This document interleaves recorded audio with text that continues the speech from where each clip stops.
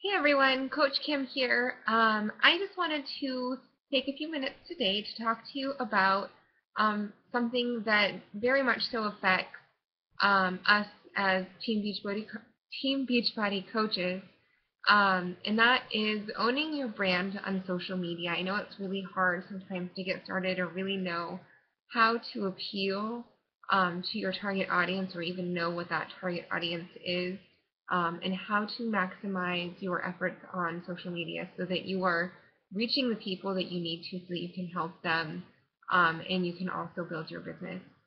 So, before you can really even jump into social media, you need to own your personal brand. And this is something you probably hear a lot about if you follow Chalene Johnson, who I also love, um, or even just any basic articles on social media, or coaching. And it's owning your personal brand or creating your personal brand is really knowing and understanding who you are and using that to create your business model and your target audience and really maximize your efforts, because if you are not relating to the people that you're advertising to, it's probably not going to be a very successful adventure. So, when you're creating your personal brand, there's some things to think about, and I did borrow some of these tips from a recent episode or um, release of Cosmo. So these aren't all my own personal ideas, but I am adding my own personal touch to them as a Beachbody coach. Um, so creating your personal brand, who are you? What are you about? Um, who do you want to be known for? Um, what makes you unique? And most importantly, what do you want people to remember about you the most?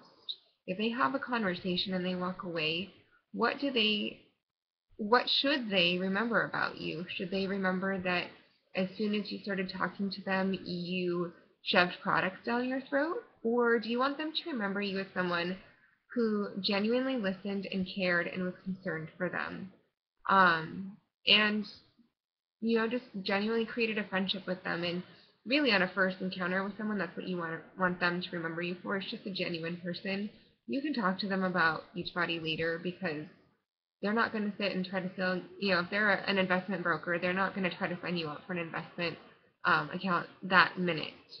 They're going to build a friendship with you first, right? So it's the same thing with Beachbody or any other type of sales.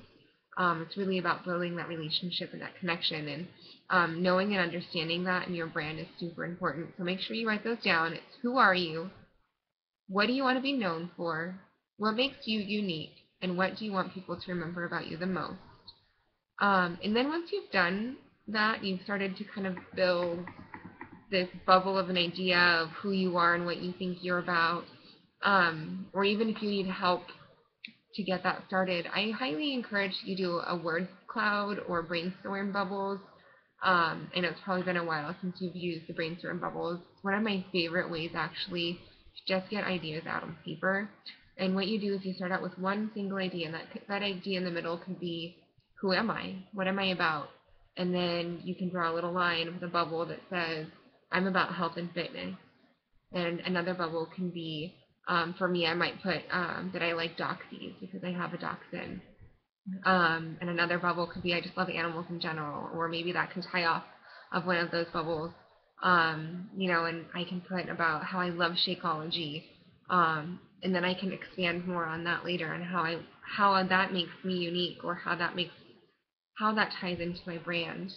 And that doesn't even have to be part of your brand. You don't have to have health and fitness as part of your main, who you're about. I mean, obviously, it's going to be important for you as your business model, but me personally, I love photography. I love animals. My personal brand is just relating to people who feel short on time, who maybe work a desk job and have a hard time meal planning and staying active. And so Shakeology is important to them because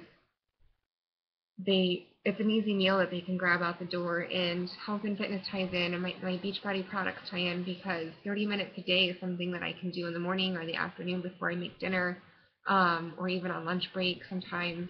So that's how I relate, but those aren't necessarily who I am. Um, I'm a state worker. I'm a photographer. I'm an animal lover. Those are all things that I can tie in and then build off of to create my big brand and how I'm going to use my products to market to people. So use those bubbles and just kind of expand as you go. And then just remember that they don't all have to be tied together, but you will want to be able to tie them into your story, which is what we're going to talk about next. And that's going to be in writing your bio. So write out your life, write out your story, your why, how you got into your business, what makes it unique and special for you. I'm not going to go into my full why, but my unique and special thing is that I loved health and fitness for a long time, and then I started this job that um, was really stressful, and so just walking and getting outside was a relief.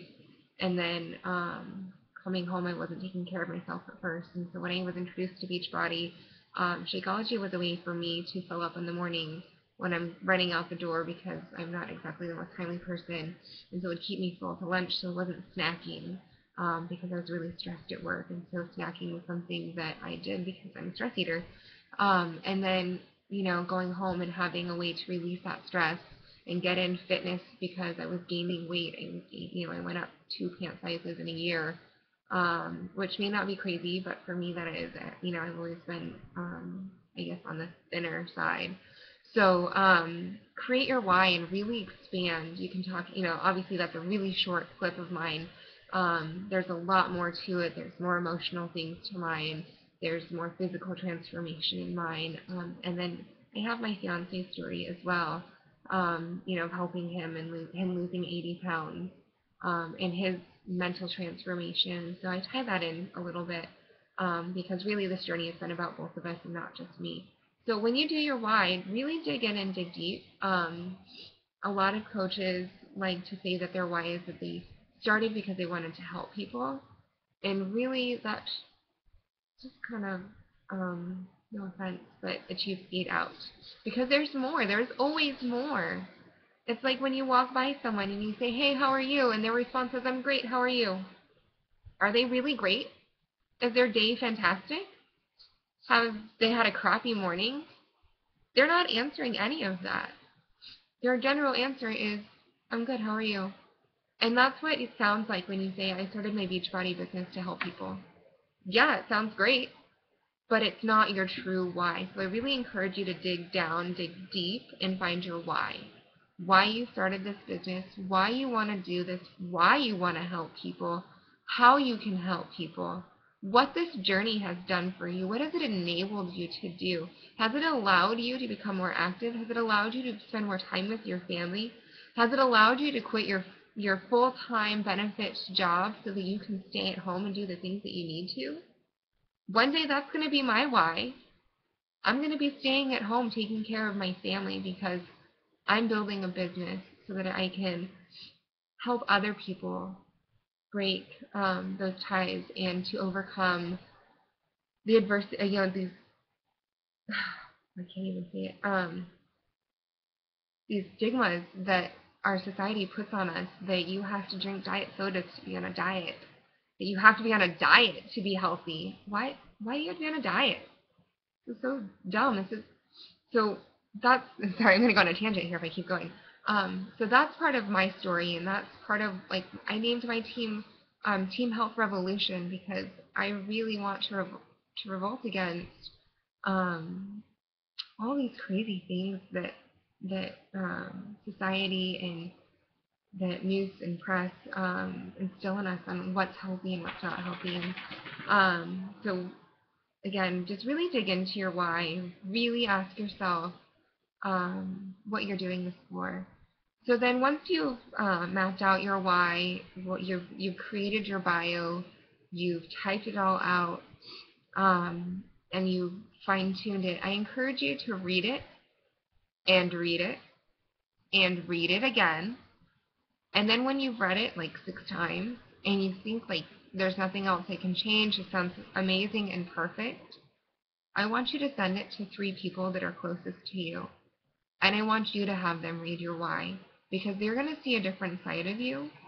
And they're going to say, well, wait a minute, what about this point in your life here? or I didn't know that about you.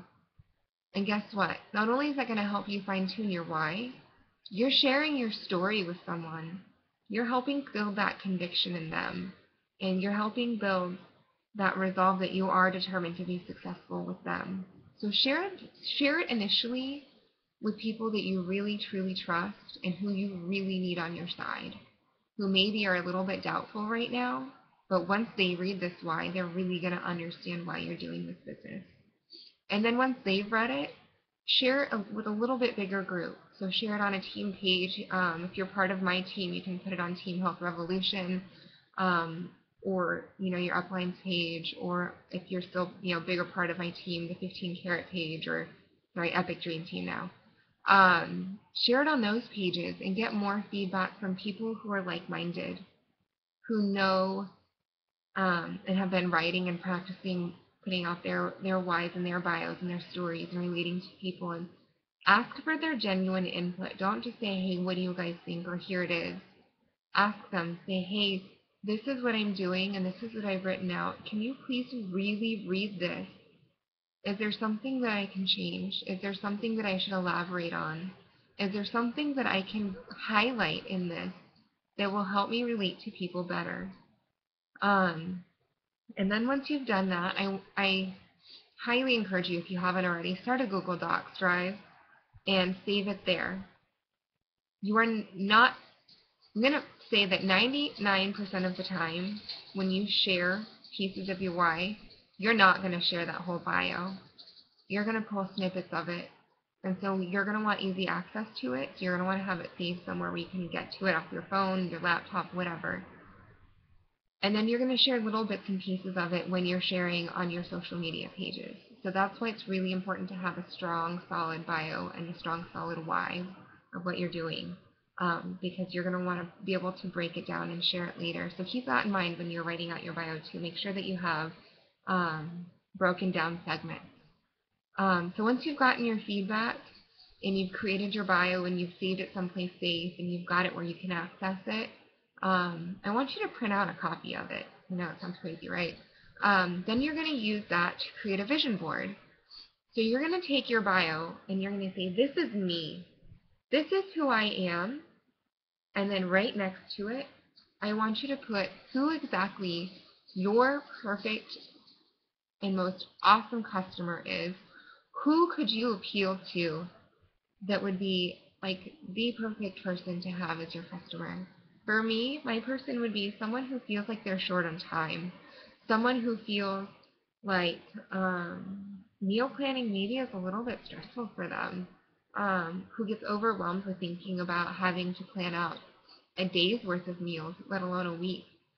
Those are my perfect customers. People who have tried all of those crazy shapes and gimmicks and everything else that's on the market. I'm not mentioning names because I've tried quite a few. I've been there. I tried those. They made me sick. They didn't work. They gave me headaches. They made me feel bloated. So I've been there. Those are people I can relate to. So my perfect person is someone who's tired of trying crap, who's tired of falling for these gimmicks, who's tired of feeling sick and tired, and who's tired of gaining weight and they can't figure out why. That's my perfect customer, because I have a solution for them. It's hard work. I know how hard it is because I slip sometimes. I'm not perfect. But I know that the answer that I have for them is correct. It's a good answer and it's a good solution, and it will work for them if they're willing to put in the work. So that's going to be another requirement. My requirement is that not only have they tried these things, but they're willing to work. They're willing to put in the effort. I'm not going to beg someone to do these programs, to use the tools that I have.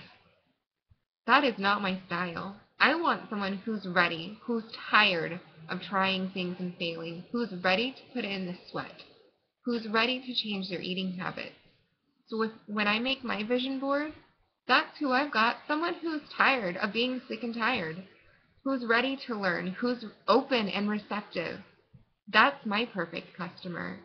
So I want you to take a minute and really think about who your perfect customer is. Is it a single mom who's maybe not making ends meet at her current job? Is it a busy mom of multiple kids who works a full-time job and has a husband there to support her, but she still can't figure it out? She doesn't feel like she's got time. Is that who you relate to? Make sure that your perfect customer is probably going to be you in the mirror.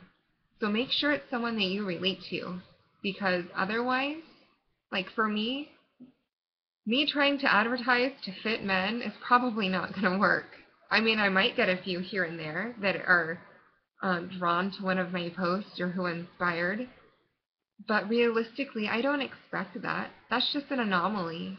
My perfect person is someone who's pretty much like me. So make sure when you're doing your vision board to really be realistic. Use your bio to define who you're looking for. And it can sound crazy and it can sound weird, and you can think that you are so unique in whatever you're going through that you're not going to find someone relates to that. But I promise you, you will. So make sure that you have a vision of who your perfect customer is. Then, so now you've got your bio. Can't see my hands. Very visual. I have to talk with my hands. I can't do it because I can't back the screen up far enough. Your bio. So you're going to have your bio, your perfect customer, and then right next to it, I want you to have your vision board, like your personal goals. Make a vision board for you. What do you want in the next year? What do you want in the next 2 years? The next 5 years? The next 10 years, etc. What do you want to achieve? What do you hope to do with this business? What do you want it to do for you? Do you want financial freedom? Do you want this to just be extra spending money every month? Do you want this to be able to afford a new car or your house payments, or to transform the lives of your friends and family? You have to choose what you want your visions to be, but make out your vision board so you know where you're going. And make sure to write out your goals. Write them all out individually. In the next year, this is what I want to achieve. In the next 2 years, this is what I want to achieve. In the next 5, in the next 10. And then I want you to figure out how each of those relate to each other. They don't all have to relate, but you're going to notice that the big ones, the ones that are really important to you, are probably going to relate somehow in your solution. The solution to reaching those goals. And then once you've written out all of those things in your goals and you're writing out your solutions next to them, how I'm going to reach this, you're reverse engineering all of those goals. You're saying in the next year, I want to be a diamond coach. This is what I need to do to get to diamond coach. I need to have 8 people under me. 8 people. That's less than 1 person a year. Getting them to sign up because they want a discount on their product, because they want to reach other people. They want to get the referral credits because they want to start a business for $140. Hello. So reverse engineer those goals and then figure out which ones are in common. So if your goal is to be financially stable in the next year to pay off all of your bills, and then in 2 years, your goal is to be looking at investment properties, guess what? Those are going to be achieved the same way. And then you're going to notice that maybe there's some of those sideline goals that are just kind of random. Shoot. I can't think of any. I mean, okay, let's see. For me, a random one would be, opening an animal sanctuary or something not crazy, but for me that's crazy. Maybe that's not something that's really, really in my goals. So I'm going to determine from all of my solutions of achieving my goals that building an animal sanctuary requires a lot more than I have or that I can focus on in the next 2 years. So maybe I need to reevaluate that goal. And again, this is a terrible example, but when you really write out your goals, you're going to notice that there's like those ones that are really on track that are going to have the same or similar solutions. And then you're going to have those ones out there that maybe aren't as relatable. that aren't going to have the same type of solution. And at that point, you need to determine, is working towards that goal more important than working towards these goals? Is working towards that goal going to offset my focus, offset my drive, offset my solution to reaching these goals of financial freedom, of paying off my credit cards, of buying my own house, of buying an investment property, of moving, or whatever your goals are? Is doing this over here offsetting me from that over there? So really dig deep. I mean, I'm asking a lot of you guys, and I know that this is the premise of the social media thing, and I promise you it's going to relate. You have to build a brand, and you have to know what you want, and you have to know where you're going if you're going to have a successful social media page. I promise you. And I'm kind of preaching to the choir here, you guys, because I'm still working on all of this myself. I'm not perfect. But this is great information, and I can't not share it with you. So I'm sharing it now, and we're going to work on it together. So, once you've got everything figured out, you've got your vision, you've got your bio, you've got your perfect customer, now you are completely ready to hit social media. Whatever platform that you decide to go with, you're ready. You know what you're looking for. You know what inspires you. You know what your target audience is, and you know how to get to them. You know how to reach them. You know that certain types of posts are going to appeal to them because they're the same posts that appeal to you. So now that you're ready, choose one avenue and work from that avenue first. So don't just rush onto social media, create a Facebook-like page, create an Instagram page, create a LinkedIn page, create a Google Plus page, everything all in one day. Because what's going to happen, unless you're already super familiar with all of these platforms, you're going to get bogged down. You're going to stop posting. You're going to get discouraged. You're going to seem really scatterbrained, and you're not going to be laser focused. So start with one and get that platform down. Then work on other platforms. So you've got your Facebook-like page. Doing great, Kim. I do my 3 posts a day. I'm reaching people. I'm hitting an audience that's following me. I'm building. I'm creating a revenue off of my posts. I'm nailing it. Then go on to the next one. Then go to Google Plus or Instagram or whatever. Or you've been on Facebook-like page and it's not doing anything. Change it up. You're not stuck. You're not a tree. Pick up your roots and move. If like pages aren't working for you and you relate to Instagram, don't waste your time on Facebook.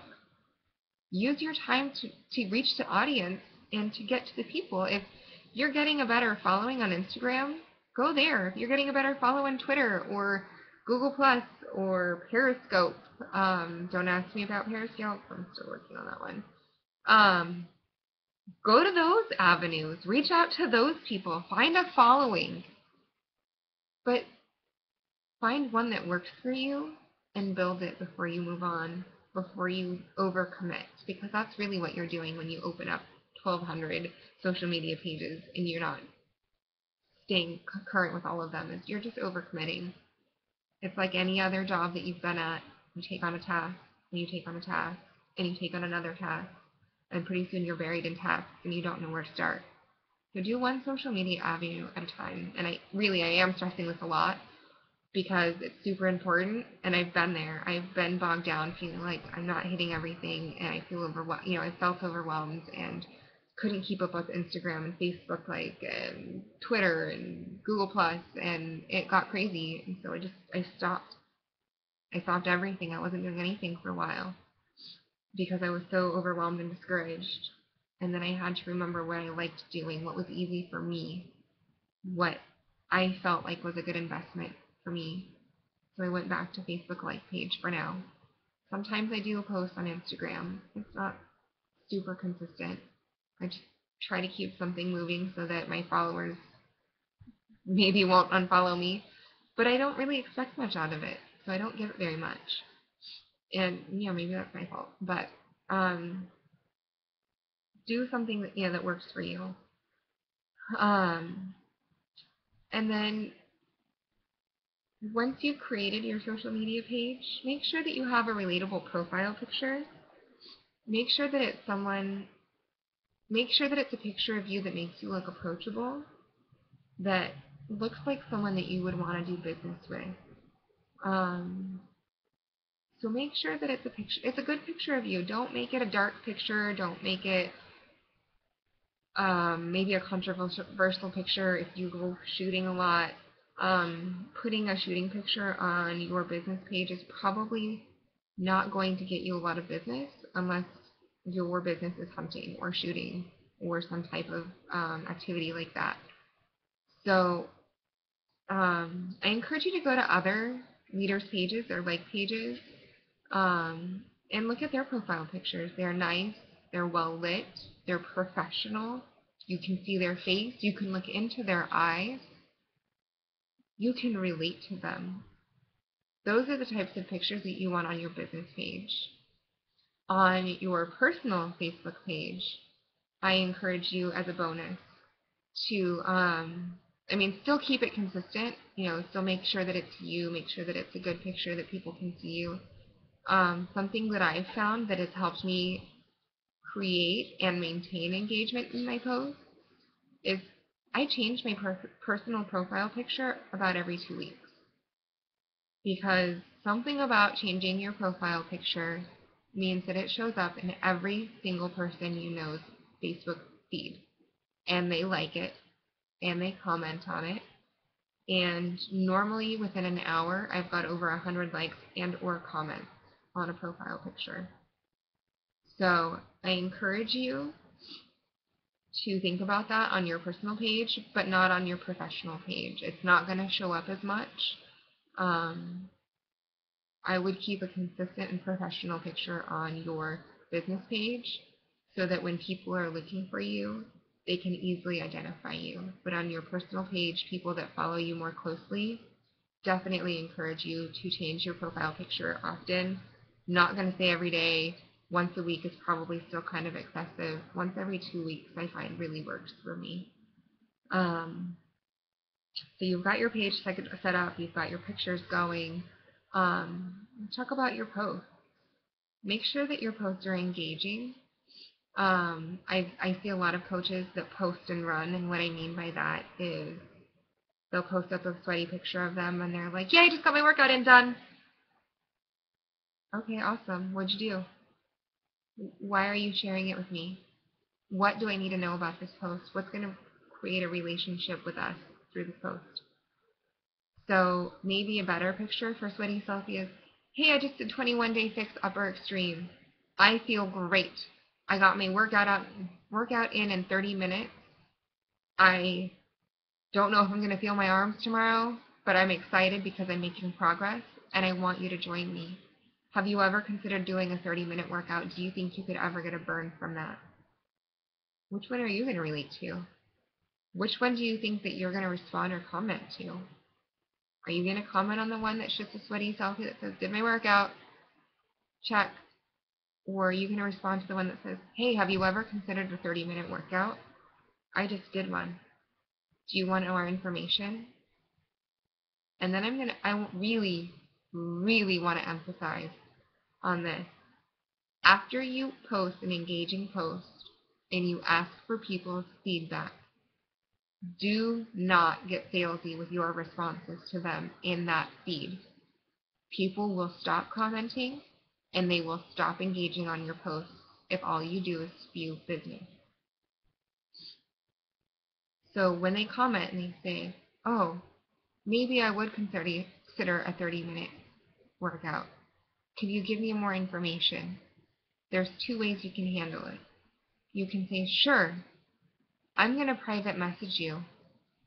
Or I am so excited, I'm going to share with you in a little bit. Or watch for my post. I'm going to post something tomorrow. Can you come back tomorrow? Keep them engaged. I'm going to post a video tomorrow. I'm going to post a link in 30 minutes. Here's a link that you can follow to my website with more information. Don't send them straight to the Beachbody page. They're going to be like, what the heck is this page? Send them to your personal blog. Send them to more information about that specific program that you're doing. It's 21 Day Fix, and you've created a blog on it. You've shared your success. Share with that information. Build the relationship first. But don't spew sales products right there. If you ask someone, hey, what do you think about 30-minute workouts? And they respond, and you say, hey, I've got this great program for you. It's called 21 Day Fix. Here's the link. They're not going to click it, I promise. So be genuine in your comments. Be genuine in your responses. And don't, I've seen this a lot too, where coaches will post something or they'll do their transformation pictures and people will comment and say, wow, you look so fantastic. And their only response to that person is, thanks. Why did you share it? Thank you so much for your comments. I really appreciate your support. Would you like to join me? Would you ever consider joining me on a 21-day journey? Would you ever consider trying something like this? I really appreciate your support. Whatever you respond with on those posts should be genuine, because again, if you go back to the salesy or the short answers, they're going to stop engaging with you because you're not engaging with them. Excuse me. And other people are going to see those comments and they're going to stop commenting too, because why? You're not engaging with those people, those last 50 people that said you look great and all you said was thanks. That doesn't really motivate me to want to put my 2 cents in. So really think about your responses when you're posting engaging content. And then, of course, in all of your posts, embrace yourself and be true to who you are. Share your struggles and be able to tie them back to your success. So don't just say, man, I've had a crappy day. Turn it around. Say, hey, my day started off really bad, so I came home and I busted that stress with a 30-minute workout. Or, man, I was really stressed at work today. All I wanted to do was binge eat, so I got out of Shakeology and I drank that instead.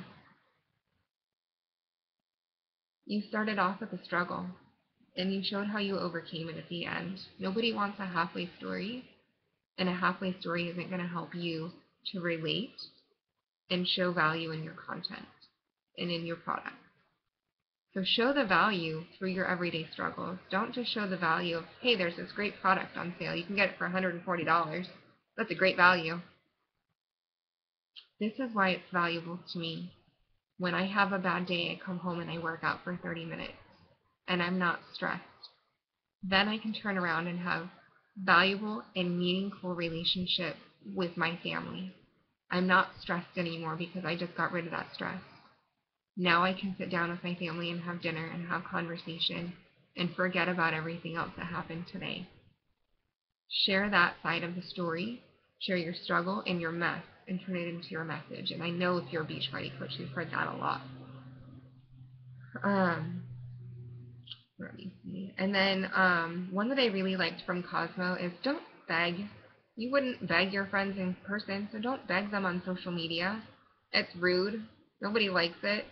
It's a waste of time, and it makes you look really desperate. So don't beg your friends. I personally vouch it doesn't work. So if you want something, then ask for it, but don't ever beg because people aren't going to take you seriously.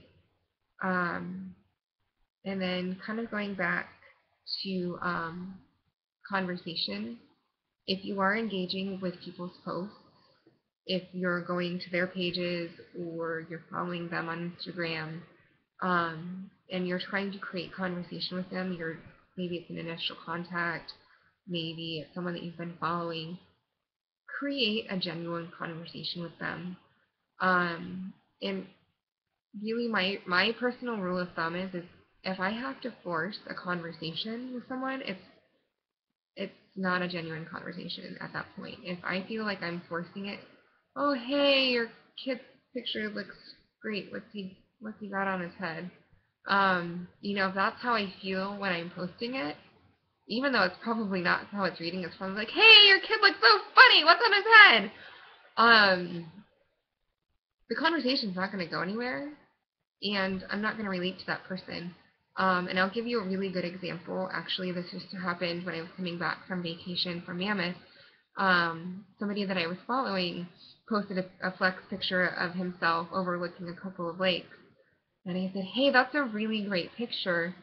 This is totally random, but is this picture in Mammoth Lakes? Because this looks really familiar. And guess what? It was Mammoth Lakes.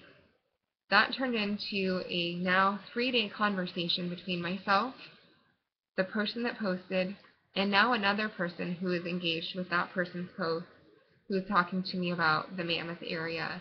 And it's a genuine conversation. I'm not forcing it. I'm not talking about Beachbody.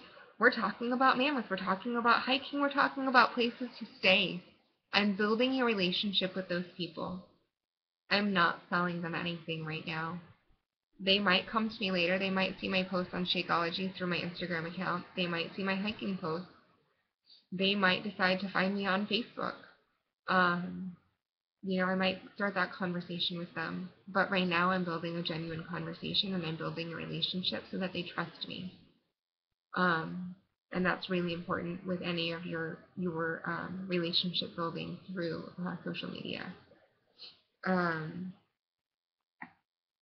Sorry, I got all my notes typed out, so I'm trying to follow those. If I don't look like I'm looking at the screen exactly, it's because I'm looking at my notes. And then inspire people, especially through your like page. Share inspirational quotes, share inspirational pictures. Make sure that when you do, that you're citing who you got them from or who said them if it's a quote. Don't post up like the Henry Ford quote that I see all the time. Whether you think you can or you cannot, you're right. Make sure that you're giving him the credit for saying that. But I really encourage those types of posts, especially on your like pages. I mean, of course, on your personal page too. But on your like page where they can share it, because people like to be inspired. They like inspirational quotes, and they're going to share them. They're going to tag friends in them. They're going to repost them. So kind of a win-win. And then, of course, that kind of follows in with the Beachbody content of sharing a motivational, sharing personal, and sharing a health and fitness. So if you're sharing a motivational post in the morning, chances are by the afternoon or by the evening, it's getting shared and liked and commented on. And then, of course, if you can make it engaging, if you can ask an engaging question to it, that's going to get you more traction as well. Let me see. And then, of course, once you post, don't newsfeed hover. Let comments come in, let people like it, let them comment on it for a while, and then go back and answer and comment and reply to those after some time, because if Susie likes your post and then a second later you like it and you say thanks, A, that hasn't given you very much time to think about your response. You're just responding off the top of your head. And B, it's kind of like a dog with a ball. Hey, hey, hey, comment on my post, comment on my post. Oh my gosh, throw the ball, right? So newsfeed hovering is really not going to help you, and it's going to become a waste of your time because you're going to be constantly waiting and constantly answering and constantly liking. But if you schedule out some time, which is a different video, schedule out your time and come back to it later and then comment and post. Not only does that help your post to stay more genuine, what also happens when you comment and like responses back after some time, it pulls it back to the top of the news feed. So I don't know if you've noticed that, especially on Facebook, if you post something and then, okay, let's do this because you can't see your own posts usually. So your friend posts some recipe and you comment on it and Jane comments on it, Bob comments on it, and the next day your friend comes back and says, hey, thanks so much for trying out this recipe. I'm glad you liked it. It goes straight back to the top of the news feed, and you're going to see that post at the top, just like it was just posted, only now you're seeing it because your friend commented on it. So it's getting more action and more traction, and it's keeping consistent interaction on your page. And then one of the other things to really consider is consider your content. So what I like to do when I'm posting things on any of my pages is I step back and say, if I post this, is this going to make me relatable to people? Is it going to give me good traction with people? Is it going to attract or reach out to my target audience? And most importantly, if I post this and I ever ran for president one day, is this going to come back as something that's going to hinder my election? And I know that sounds crazy, and most of us probably don't plan on running for president, but it's a good, solid way to think about what you're posting on your page. If this is something that would come out negative in 5 years in a presidential election, it's probably not something you want to post now because people don't forget. So highly weigh your content when you're posting it out there. Even if it is your true opinion, I'm not saying that you shouldn't have an opinion on things. If you know and follow me on Facebook, you know that I'm very opinionated. Sometimes I do comment on other people's posts when there's something really controversial going on, and I still try to keep it as moderate and I don't want to say PC because that sounds weird, but I try to keep it so that I don't look like a total jerk. Because I don't agree with some of the things, or I do agree with some things, and I know that business-wise, it's not going to go over well, even though it's my opinion. And so that's something you have to decide for yourself. If you feel strongly about gay marriage one way or the other, and you feel like you need to post about that, that's your choice. But if you choose to post it, you still need to understand that that's going to affect your business in some way. So really weigh the content that you're putting out there and consider it. And honestly, I do ask myself, and I'm probably reiterating at this point, if I ran for president, would this hinder my election? Because when someone runs for president, every skeleton in that closet comes out. So that's how I think about my posting. And now that we've really covered pretty much everything, all that's left to do is own it. Own your brand, own your style, own your look, own your postings, own your page, and stay consistent. So if your angle at things is finding new ways to cook recipes and make them healthy, stick with it. Don't, all of a sudden, out of all of it, just switch over and, you went from healthy posts to look how I can make these deep fried donuts with extra sugar, and check out this bike rally I went to last week. If that's not your brand, it's not going to help you very much, and it's not going to help you stay consistent. Not saying that you shouldn't be true to who you are, but make sure that who you're portraying, who you put yourself out there as, is who you're representing. So for me, I'm not a super sensitive. I don't know. I'm not a restaurateur. So for me to all of a sudden start talking about restaurants would be really out of character for me. Unless it's like this amazing restaurant, like my favorite restaurant, then of course I'm sharing it because I share all of my favorites. That's who I am. That's what I like to do. I like to share things that work for me. So I share my favorite restaurants. I share my favorite recipes. I share my favorite makeup. I share my favorite foods, my clothing, things like that. That's part of who I am. But if that's not part of what you do, it's going to be really inconsistent with your business model. So that's all I've got to say. 45 minutes of it. Thank you for listening to my ramble. I hope that you got some valuable information out of this.